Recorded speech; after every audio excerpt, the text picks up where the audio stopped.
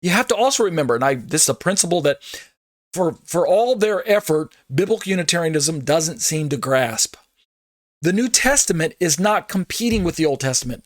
It's not a competition like a game show where you have to choose what's behind door number 1 or door number 2. And you can only choose one, as if door number 1 is what the Old Testament represents, and door number 2 is what New Testament represents. And biblical Unitarianism comes along and says, we're going to choose door number 1 because we think door number 2 doesn't speak the truth.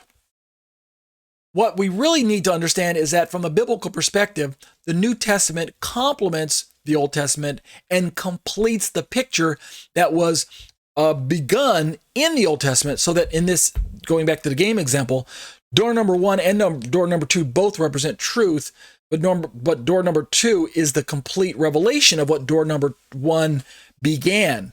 God never designed us to stop at door number 1 and get stuck in the revelation of the Old Testament. But this is precisely what the biblical Unitarian perspective does over and over again, as if door number 2 is not an option, or after experiencing door number 2, they reject it and go back to door number 1. As if God says, let me show you the complete full picture of what you've been looking at all along in the Old Testament.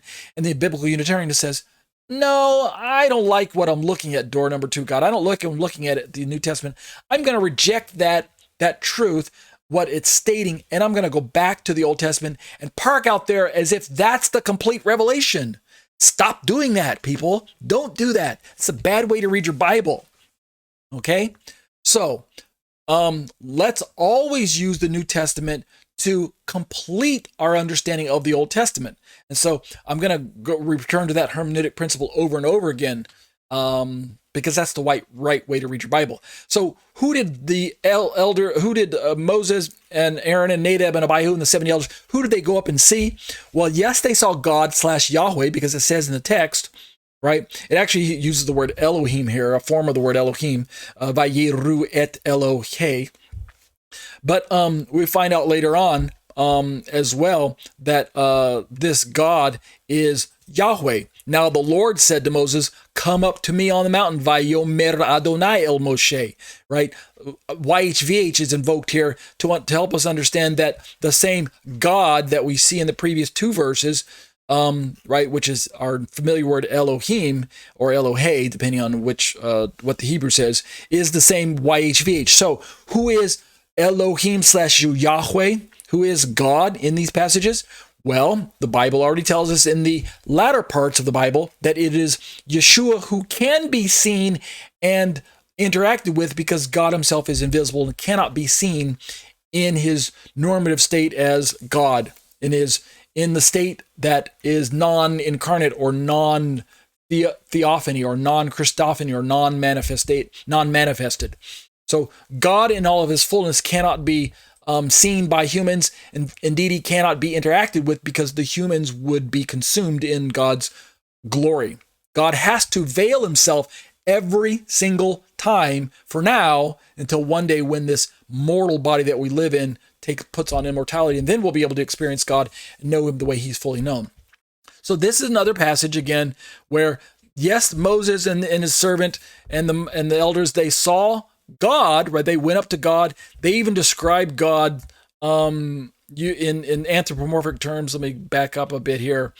They saw under his feet, right? Does God have feet? Well, in the theophany/Christophany/manifestation form, yeah, he does have feet, but in his pure form, he doesn't. Those of you who are with me in the live class, all of you, in fact, those of you who joined just a little bit later on, stick around to the end of the class so we can have some further discussions about these details, as well as other details about matters that are important to you. So just sit tight with me for the next 15 or 20 minutes, and we'll work our way through this. I'm trying not to belabor the point. Exodus 33, another account. Moses writes about how he and God used to dialogue with one another, panim el panim, face to face. Vayidaber Adonai el Moshe, panim el panim. Thus the Lord used to speak to Moses face to face, just as a man speaks to his friend. Ka'asher yidaber ish el re'ehu, as a man speaks to his friend or to his neighbor. and the Hebrew noun re'ehu, the neighbor of him, his neighbor or his friend, we could say there. God speaks to Moses, and he uses familiar language that almost suggests that God regularly made himself manifested to Moses so that Moses could see God in the exchange, like as if when Abraham had a dialogue with God there at the tents of Mamre. Was God showing up as a man in those cases? Well, maybe. Was he showing up as an angel? Well, certainly he was in some cases, but who's to say that he didn't simply just show up as a man in most of the cases, because it talks about speaking face to face. Does God have a face? Yes, anthropomorphically he does, but God is pure spirit. So in that sense, he doesn't have a face. But notice in this account that Moses dialogues with God and says, please, Lord, essentially, if I found favor in your sight, I'm scrolling down through the details, I'm paraphrasing. If I found favor in your sight, then let your presence go with us and show me your glory. Don't go with us if your presence is not gonna go with us. And as we scroll down to the passage, God says to Moses, or the Lord, Vayomer Adonai el Moshe, right? The Lord said to Moses, I'm going to do this thing for you that you're asking about. You have found favor in my sight, and I have known you. And so I'm going to make my goodness or my glory pass before you and proclaim the name, and you're going to interact with me on a manifest level. But in verse 20, God says, you cannot see my face, for no man can see me and live. So in this passage, which is very important, which we will get to in time with biblical Unitarianism, I'm certain they'll hit this passage as well. The Trinitarian argues that what God does is he manifests himself in theophany / Christophany / manifestation in the form of a pre-incarnate Yeshua once again, all the while explaining that it's his glory that's interacting with Moses, and yet the face of God can't be seen in all of his glory, and yet at the same time, it's because God is making himself known. So in this dialogue, we have verbiage that lends our support to what the Unitarians and the Trinitarians both agree on, and it's that God can't be seen unless God bridges the gap, number one, and number two, God makes himself known to people fully in the manifestation known as Yeshua. So because the language of making myself known is actually included in this passage, and since biblical Unitarian already go in on to explain that when the phrase see and know are utilized, that Yeshua is in the picture, then we can confidently, using biblical Unitarian's logic, we can confidently say that this must have been a pre-incarnate Yeshua encounter, because they are the ones, biblical Unitarians, are the ones that say, or John, the verse that we're going to read here in a moment, that no one can see God, but no one has seen God except Yeshua, who makes God known. It doesn't say the one, John doesn't say Yeshua is the one that makes God seen. He poetically, juxtaposes the word see with the word know. We'll get that in a moment. But the point I'm trying to say here is that Moses and God have this encounter with one another, and Moses sees something. So that's the point of that particular passage. Let's move along pretty quickly. I think I can finish this tonight. Isaiah chapter 6 is a very important, significant passage for Old Testament and New Testament reasons. Isaiah sees the Lord sitting on a throne, lofty and exalted, with the train of his robe filling the temple. And in this dialogue in Isaiah chapter 6, Isaiah sees the Lord, he sees the glory of the Lord filling the temple, and he realizes that he's undone. Woe is me, right? Which is the Hebrew word oi. You ever heard a Jewish person say oi? This is where this comes directly out of Hebrew, oi. Vayomar oi, oi li, right? Woe is me. Oi, one word, li, next word. Woe is me, oi li. So oi, woe is me. I'm a man of unclean lips, and I live among people of unclean lips, for my eyes have seen the King, the Lord of hosts. And so the Hebrew word for see is ra'u, which is rooted in the same Hebrew word that we've been looking at already. So it's the normative word for seeing something physical. Isaiah says he sees the Lord. But germane to our studies, we're going to get to it later on, the book of John chapter 12 has Yeshua clarifying that Isaiah actually saw Jesus, not God the Father separated from Jesus, but rather God the Son in pre-incarnate form. I'm kind of spoiling it for you in advance, so we can kind of move along quickly. In Daniel chapter 7, Daniel in a vision sees one on the clouds of heaven, one like a son of man.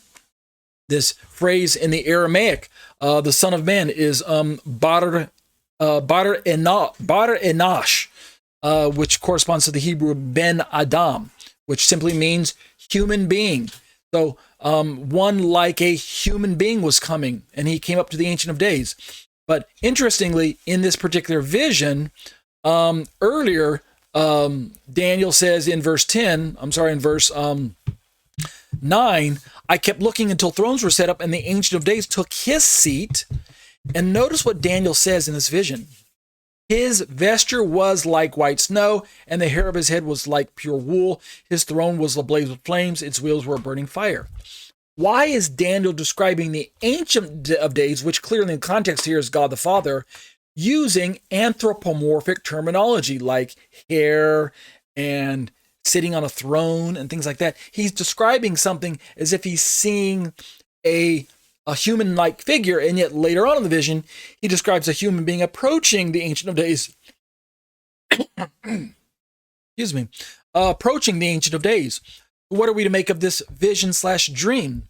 Daniel sees both a theophany of God the Father in his vision/dream, and at the same time, he sees a vision of it must be a pre-incarnate Yeshua, although it applies to the human being of Yeshua, but before Yeshua hit the scene. So in one sense, it's pre-incarnate, but because Yeshua wasn't born yet. But in another sense, it's a vision of something that's it's going to take place in the future. So it is actually Jesus that he's seeing, just in the past, right? He's seeing Jesus before he was born. So is it pre-incarnate Yeshua? Yes and no. But interesting for our discussion here is that unlike the biblical Unitarian model, who says that people are just seeing God minus Yeshua, in this vision/dream, Daniel is seeing both God the Father and God the Son at the same time, and they both have human-like details, right? His hair for God and the human being of Yeshua. We'll deal with that more in time. I just want to make you aware of it up front, that these types of interactions with God, who is otherwise invisible, show up in many different places. And when we use the New Testament to fill in the gaps for what we would have questions about, it all comes back to, in this case with Daniel, is Daniel seeing a pre-incarnate Yeshua as the Ancient of Days, and then the Son of Man is Jesus as well? Is he seeing two versions of Yeshua? Well, no, that would be kind of odd. Unless you're a oneness Pentecostal, then I suppose it wouldn't be strange, because the one God is Jesus. But from our perspective as a Trinitarian, we're simply seeing a theophany where God the Father is manifesting himself in a vision/dream. And at the same time, we're seeing a Christophany where Jesus, the pre-incarnate Son of God, is being seen before he appears on planet Earth. Let's jump quickly through the New Testament passages and draw our conclusion. John 1:18. This is the verse that also drives the biblical Unitarian's explanation. No one has seen God at any time, the only begotten God who is in the bosom of the Father. He has explained him, or he has made him known. I want you to know, without getting too technical, because we will get to this later in time, so I don't have to do it very technical right now, but I want you to know that this particular verse that biblical Unitarianism says that the people who were seeing God in the Old Testament were seeing God, but they were knowing God through Jesus, but they're actually physically seeing God, but they weren't really knowing God because it's only through Yeshua that one can know God. I agree with the second part, but disagree completely with the first part. Yes, they were seeing God, but it was God the Son, but it is true that one can only fully know God through the Son himself. But this particular verse is important for us. We won't get into it tonight. We won't even get into it next week or in the weeks to come. It'll take a little bit of time for us to reach this verse because biblical Unitarian is sure to bring this up in their list.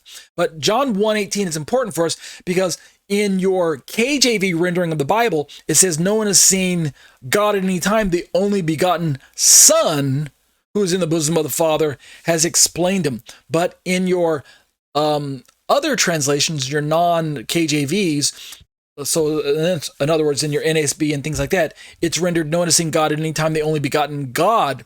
So let me just show this to you real quick. NIV, no one has ever seen God but the one and only Son. New Living Translation, no one has ever seen God but the unique one. ESV, no one has ever seen God, the only God who's at the Father's side. Berean Standard, no one has ever seen God but the one and only Son, who is himself God. Berean Literal Bible, same, basically. KJV, no man has seen God at any time, the only begotten Son. New KJV, same. NASB, no one has seen God at any time, God, the only Son who is in the arms of the Father. NASB 95, no one has seen God at any time, the only begotten God. So here's the point I'm trying to make you aware of. Depending on which translation you have, the second clause, the only begotten God, is either translated the only begotten God or is translated the only begotten Son. And what we will get to in time, I'm just making you aware of it now, is that there are differences in the actual Greek manuscripts themselves, right? Monogenes theos haon, or monogenes theos haon, or as we scroll down to the majority translations, monogenes huios haon, or homogenes huios haon, the only begotten Son, the monogenes only begotten huios, Son. So we're seeing these differences. Let me use these two as our highlight, as our representative. We have this one, monogenes theos haon, which is translated from the Greek as the only begotten God, the one. And then we have down below in the Byzantine majority, which is like a KJV type rendering, monogenes huios. Oops, I didn't highlight all of it. Let me get all of it there for you. There, oops. Let me scroll up, otherwise I'm gonna, there we go, run into some problems. There we go. Monogenes huios haon, the only begotten Son, the one, and I'm breaking off the sentence in mid-statement, but, or the God. So the point I'm trying to make you aware of is that there are different manuscripts that represent either saying the only begotten God or the only begotten Son. We'll get to that explanation in time, and we'll have to see how biblical Unitarianism deals with those differences. We'll likewise go through that Greek. I don't have to go through this tonight, but no one has seen God, the only begotten God. We can see it right here again, monogenes theos. This is the like NIV, ESV, or I'm sorry, this is the ESV and NASB types of Bibles. Monogenes theos, the only begotten God. Theos is the Greek rendering of the either Elohim from the Hebrew or the Yod He Vav He YHVH Yahweh from the Hebrew. But in the Greek, it just gets swapped out. It's just the theos most often, both times. The Strong's word in the Greek that's used for the word to see, horao, is the same one that shows up in the Old Testament and the New Testament renderings when we're talking about Greek. And I brought this New Testament tool, concordance tool, to show you that horao is the same verb. Strong's number 3708 is the same in both the Septuagint for the standard word for see, to perceive, to attend to, that we saw over here in the lexiconic tool of the LXX that we were looking at earlier. But it's the same Greek word, so I don't want you to be alarmed. John 6:43, in closing, we're wrapping it up now tonight. Jesus answered and said to them, "Do not grumble among yourselves. No one can come to the Father. No one can come to me unless the Father who sent me draws him, and I will raise him up on the last day." And then he talks about people coming to the Father, and then he cryptically adds in verse 46 of John 6, "Not that anyone has seen the Father, except the one who is sent from God. He has seen the Father." Now stop. According to biblical Unitarianism, lots of people saw the Father. And here's where biblical Unitarianism isn't getting the point. According to their entire theology, it's not the Son who is God that people saw in the Old Testament, like the Trinitarians teach. It's the Father who is God that people were seeing. They weren't seeing the Son. They were seeing God the Father. That's all they saw. That's who they saw. But Jesus says not that anyone has seen the Father, except the one who is from God. This would fit the biblical Unitarian theology if Jesus said not that anyone has seen God, except the one who is from God. He has seen God. But that's not what Jesus says. He uses the Greek word patera, or pater, right? Which is the Greek word where we get our English word father, patera or pater. Not that anyone has seen the Father. So, hello, Biblical Unitarianism. How are you going to explain this? Now, I know they're going to give me some explanation, right? I'm just being silly. But in challenge, and I love them. They're my brothers because I'm quite certain that most of them are believers. But here's the point I'm trying to bring up. Listen to what Jesus himself said, who is the one who would be the authority on the matter. If anyone knows, he should be known. He should be the one. Even as a human being, the Biblical Unitarians give him credit for being the only one who's truly seen God and the only one who is sitting at the right hand of the Father. Even if he's truly still just a man, he's still nevertheless right now, according to the Biblical Unitarians, sitting at the right hand of the Father. So Jesus is the only one who has seen the Father, according to this verse. Everyone else, who do they see then? Well, they must see someone else. They must see the Son. Jesus says, not that anyone has seen the Father, except the one who is from God, right? Exclusive Jesus. He has seen the Father. Again, notice the words carefully. If the Biblical Unitarian's explanation of Genesis 18, where Abraham sees God the Father, I'm filling in the word Father there because it doesn't show up in the Hebrew of Genesis 18. But that's what the Biblical Unitarian wants us to believe, because they're saying that Abraham is not seeing God the Son or a pre-incarnate Jesus or any such figure. They're saying that it's God exclusively, and by that they mean God the Father. Because remember, in their theology, there's God the Father, who's only God, and then there's Jesus, the human being, who's the Son, and then there's the Holy Spirit, who's either another name for God or the gift from God, something like that. So John 6:46 must be a point of contention for Biblical Unitarianism, but we'll talk about it in time. I just wanted to kind of highlight that verse. And then here's the John 12 passage where Jesus explains, and I'll just jump down starting in verse 38, where he talks about Isaiah, and he talks about the people in Isaiah's day not understanding what they were seeing. And then in verse 41, John chapter 12, verse 41, Jesus drops the bombshell. He says, these things Isaiah said because he saw his glory and he spoke of him. Who's the him? If you go back up and read in the context, it's talking about himself, about Jesus, right? The one that they couldn't see or understand, that they couldn't perceive, because God blinded their eyes. They couldn't believe this one. Lord, who has believed our report, and to whom has the arm of the Lord been revealed, right? The Isaiah 53 passage that Yeshua references in verse 38 is clearly referencing this servant of the Lord, this Eved Adonai, that Isaiah is prophesying about, that Yeshua is trying to explain to them that he is the very servant of the Lord, the arm of the Lord, this person that God is going to bring to Israel to reveal himself to him through him, and the one who's going to take away their sins and be their substitutionary atonement, etc., etc. But Israel didn't believe. They were in disbelief. And for this reason, they could not believe. Again, Isaiah said again, he has blinded their eyes and hardened their hearts so that they would not see with their eyes and perceive with their heart and be converted, and God heals them. The blindness is towards the Messiah, the servant of the Lord, the arm of the Lord person that's in the Old Testament passage books of Isaiah. And it's that person that John says, that Yeshua records, that John records, that Yeshua says in John 12:41, these things Isaiah said because Isaiah saw his, Yeshua's glory. But wait a minute, people. Isaiah 6 says that he saw the Lord's glory. And if we have time, and we will get to it in time, but not tonight, the Septuagint is even more emphatic because it talks about the glory and things like that. It uses the same Greek words. I mean, it's just a great verse. It's almost a slam dunk passage when it comes to Trinitarian theology. I say almost because skeptics always have a way of kind of wiggling their way out of explanations that should be obvious. And so in closing, John 14 has Yeshua talking about, I'm the way, the truth, and life. No one comes to the Father but through me. This exclusive statement about coming to the Father. And if you'd known me, you would have known the Father. From now on, you know him and have seen him. Notice the language of knowing and seeing. And Philip says, Lord, show us the Father, and it's enough for us.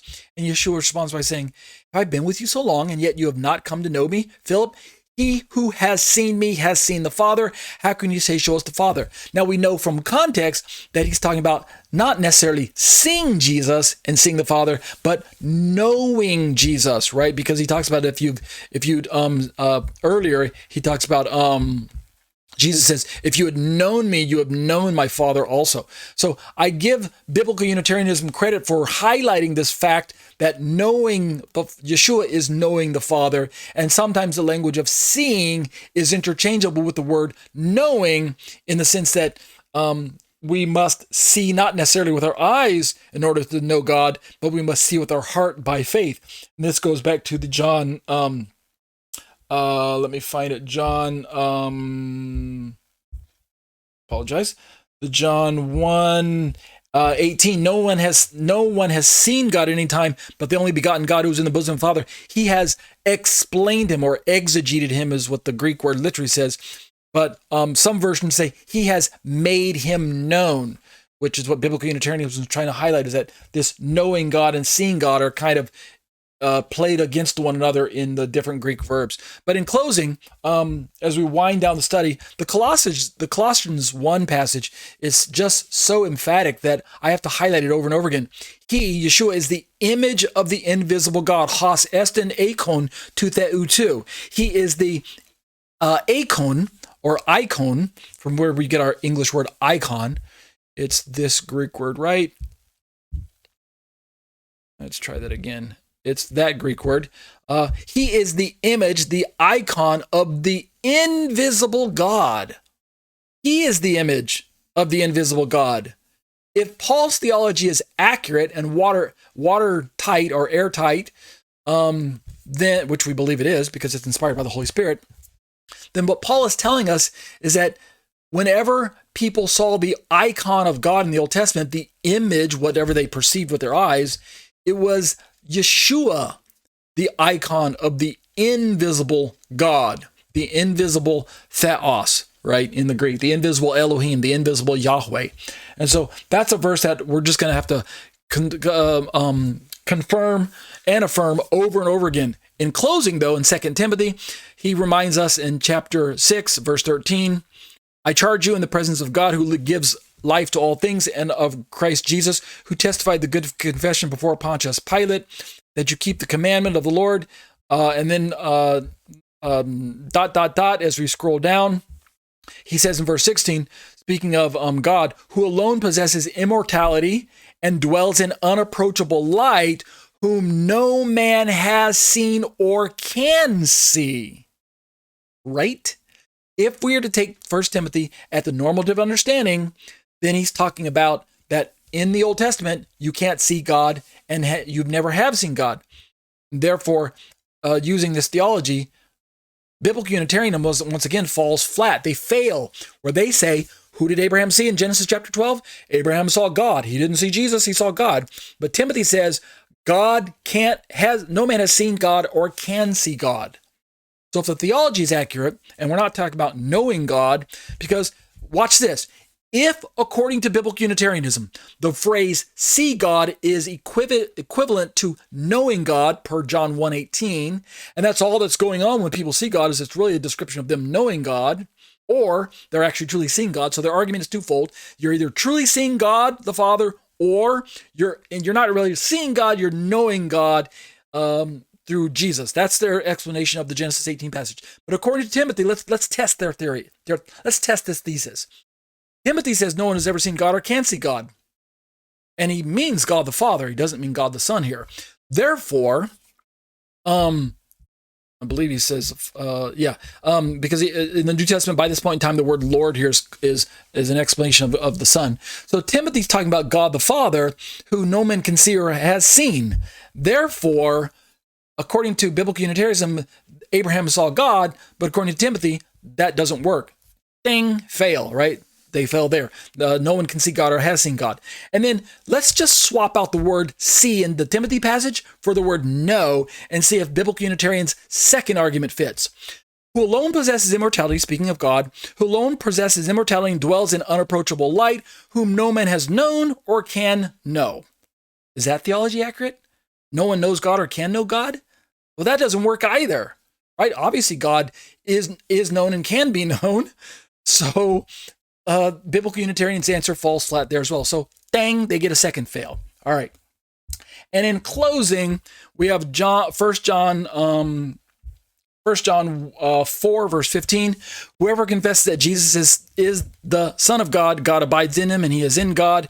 We have come to know, notice we have the know language here, and have believed the love which God has for us. God is love, and the one who abides in love and abides in God, and God abides in him.